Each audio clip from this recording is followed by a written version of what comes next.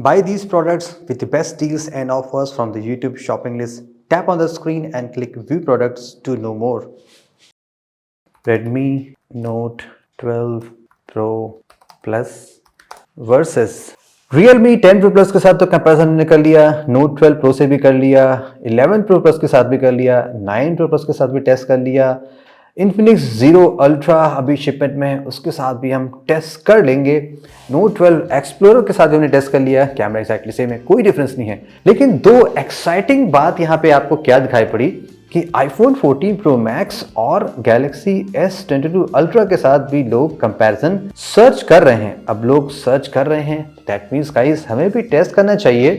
क्या ऐसा हो सकता है कि किसी मोमेंट पे Redmi का फ़ोन गैलेक्सी और आईफोन से ज़्यादा बेटर निकल जाए, या ऐसा होगा कि ऑलमोस्ट सभी कंपैरिजन में, सभी तरह के सिनेरियोज में Redmi ऑलवेज पीछे रहेगा। So let's find out guys. आज गाइस हम रेलवे लाइन पे नहीं जा रहे हैं। आप में से बहुत से लोग कहते हैं ना कि वो सेफ़ नहीं, इवन दो वहाँ पे बहुत ट्रेन्स नहीं जाती, तो आपकी बात हम ज़्यादा ध्यान रखते हैं। अब फिलहाल हम कुछ दिन कहीं और आके काम करते हैं। तो अभी हम स्टेडियम की फ़ोटो लेते हैं। यहाँ पे फुल स्टेडियम नहीं आ रहा है, तो यहाँ पे बेस्ट प्लेस होता है अल्ट्रा वाइड टेस्ट करने का। और ऑफ कोर्स गाइस स्क्रीन पे आप क्वालिटी देखते रहिएगा कि क्वालिटी कैसी आ रही है। ऊपर जो फ्लड लाइट लगी ना, उस पर जूम परफॉर्म करते हैं, 3x करते हैं सभी फ़ोन। रेडमी में ऑफ कोर्स कोई भी टेलीफोटो लेंस नहीं है। आईफोन में मैक्सिमम आप 3x कर सकते हैं। सैमसंग में 10x ऑप्टिकल है, लेकिन सैमसंग में आप बहुत आगे जा सकते हैं, 30x भी कर सकते हैं, उसके बाद अप टू 100x भी जा सकते हैं। क्लियरली अगर आप ये सोचेंगे कि बजट फ़ोन से आप ज़्यादा जूम कर सकते हैं, तो वो चीज़ पॉसिबल नहीं है। अब चलिए हायर मेगापिक्सल कंपेयर करते हैं। ये गया 200 MP रेडमी का, सैमसंग का 108 और आईफोन का 48। क्या यहाँ पे हम जूम कर सकते हैं हायर एमपी मोड में? यस ऑफ कोर्स, ट्वाइस आप कर सकते हैं 200 MP में, और गैलेक्सी में आप 2x, 4x and 6x। IPhone में ये जस्ट 2x है फॉलोड बाय 3x है। तो क्लियरली गाइस जिस फ़ोन में टेलीफोटो लेंस है, क्वालिटी वहाँ पे ज़्यादा अच्छी तो आएगी। अब गाइस मैं आपको 4K 30 FPS का वीडियो टेस्ट दिखाता हूँ। यहाँ पे OIS भी दिया गया है।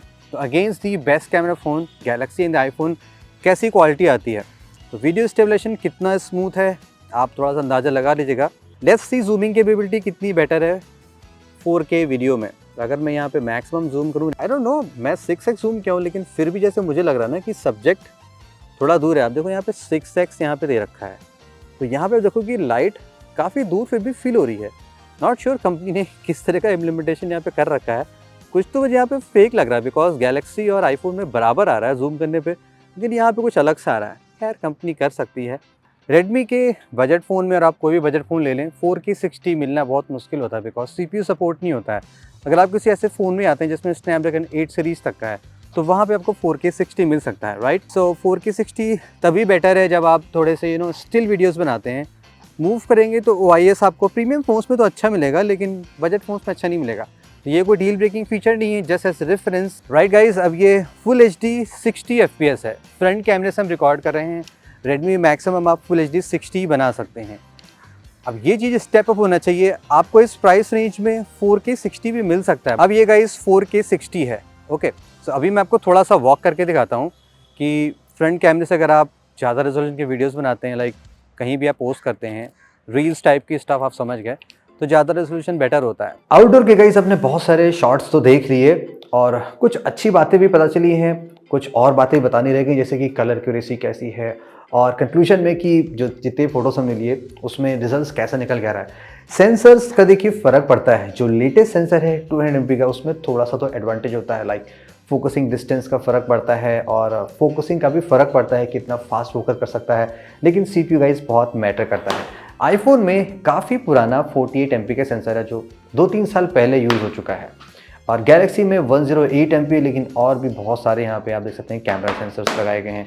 यहाँ पे एक ही नया है, जस्ट 200 MP है, फॉलोड बाय यहाँ पे 8 MP है। फ्री वाला 2 MP का सेंसर दिया गया है।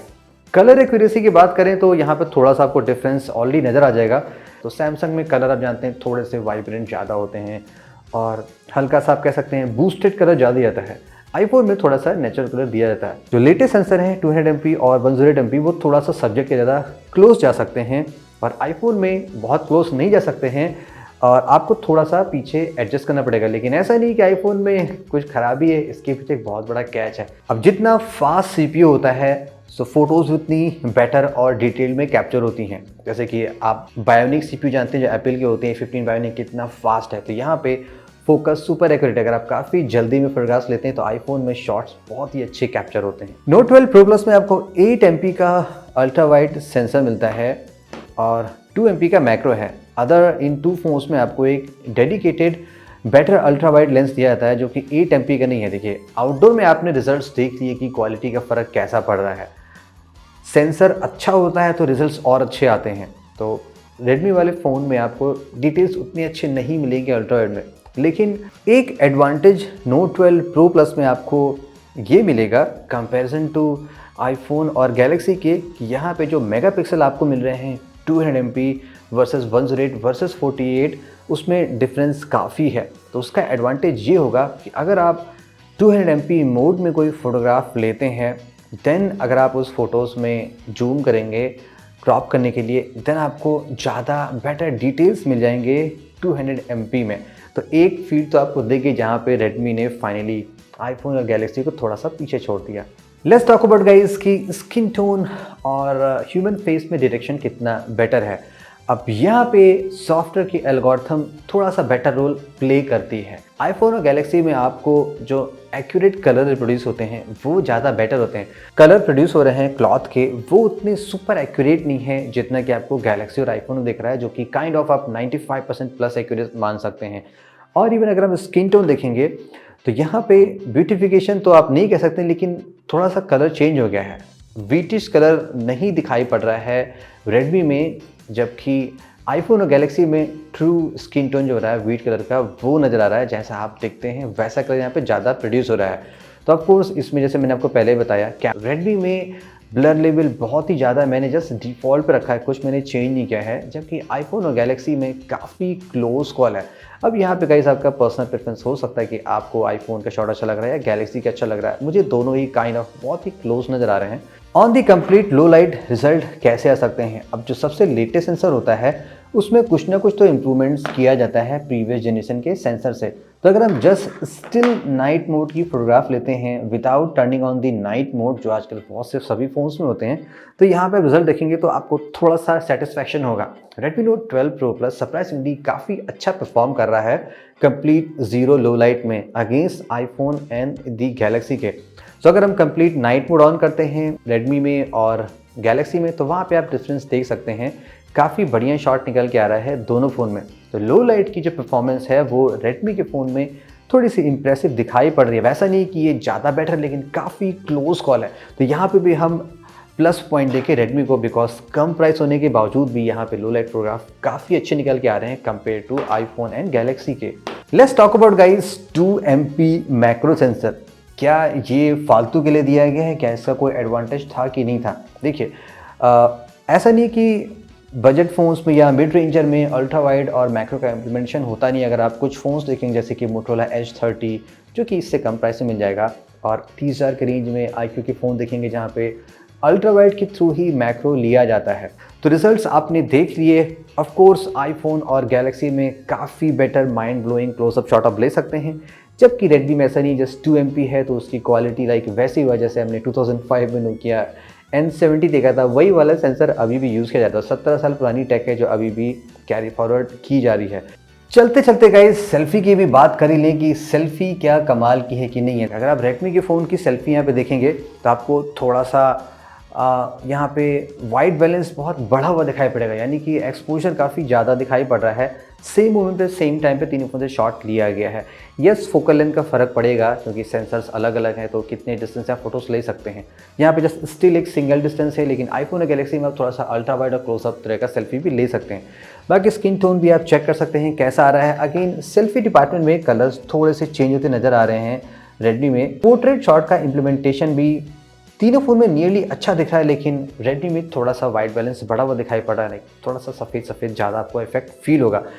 ऐसा नहीं कि बैड है, हो सकता है अगर आप डिफरेंट लाइटिंग में फोटोग्राफ लेंगे तो शायद आपको और बेटर रिजल्ट्स मिल सकता है, लेकिन सेल्फी भी जस्ट ओके ही है क्योंकि बजट फ़ोन सेल्फी सेंट्रिक नहीं होते हैं, तो यहाँ पे एक लिमिटेशन है। वीडियो में आपने लिमिटेशन ऑलरेडी देख ली। यहाँ पे जस्ट 1080 60 फ्रेम पर सेकेंड है, 4K लेना है तो आपको कुछ अदर फोन्स लाइक सैमसंग या मोटोरोला के मिड रेंजर में जाना पड़ेगा, तब आप बेटर 4K सेल्फी वीडियोस बना सकते हैं। सो इन द समरी में गाइज, क्या Note 12 Pro Plus का कैमरा रियली अमेजिंग है? हमने इसको सुपर प्रीमियम फ़ोन से भी कंपेयर कर रखा है। देखिए, फर्स्ट क्वालिटी की बात करें, लाइक क्वालिटी हमें बहुत से फील्ड्स में बहुत ही अच्छी लगी, कंपेरेबल लगी आईफोन और गैलेक्सी के। But yes, quality of course in phone में ज़्यादा बेटर होगी बिकॉज यहाँ पे काफ़ी ज़्यादा मेहनत की जाती है, R&D की जाती है, तब जाके बेटर रिजल्ट्स आते हैं। लेकिन कुछ एडवांटेज जैसे 200 MP आपको थोड़ा सा एडवांटेज दिखाई पड़ेगा, कहाँ हेल्पफुल हो सकता है। Setup wise yes, mid ranger और बजट में ये काफ़ी कॉमन ट्रेंड होता है कि वेट सेंसर दिए जाते हैं 8+2, जो कि प्रीमियम फोन्स में नहीं होता। लेकिन ओवरऑल इम्प्रेसिव है इसका मेन कैमरा 200 MP का। लेकिन अगर कुछ और यूजेबल सेटअप दिए जाते तो शायद यहाँ पे और बेटर रिजल्ट्स आ सकते थे। वेल, आपके भी क्या वर्डिट हैं? Do let me know the comments. Thank you so much guys, hope you enjoyed this fun little comparison. Have a great day.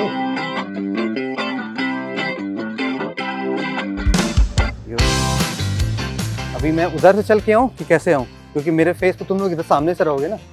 मैं देखो, मैं ऐसे आऊँगा फिर स्टेडियम की तरफ दिखाऊंगा, तो एक उस साइड रहे ना, और एक बंदा भले सामने गिम्बल से चल लेगा, कोई दिक्कत नहीं है। आईफोन गैलेक्सी को भी पिछाड़ सकता है, तो दैट्स वाई